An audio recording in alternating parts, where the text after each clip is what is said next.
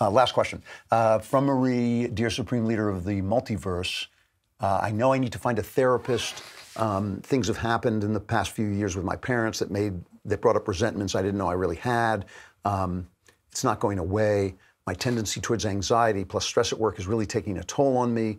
It's hurting my marriage. I've allowed the fear of not being able to trust a therapist or not finding a good one be an excuse for keep putting it off. What kind of questions should I ask a therapist during a first session to let me know I've found someone who can help me? Are there red flags I should be looking for? Really good question. And unfortunately, I mean, there are some answers, but they're not like, ABC answers. The most important thing about a therapist is your relationship. So when you sit down with a therapist, and you shouldn't get a psychiatrist, they're mostly drug dealers these days. Get a psychotherapist.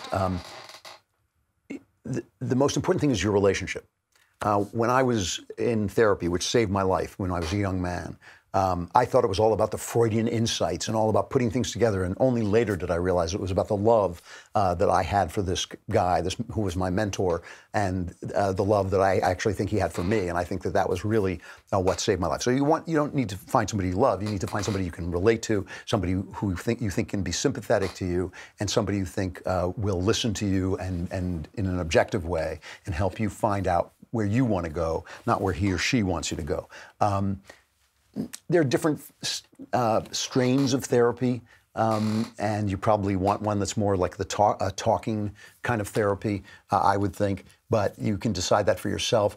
Psychology Today has a therapist finder website. The best way to find a therapist is through a referral. It's by somebody else. Oh, yes, I went to this therapist and he or she really helped me out. That's the best way to do it. But mostly when you sit with this person, feel free to ask them questions, but listen to the way they listen to you, get a feeling for the person.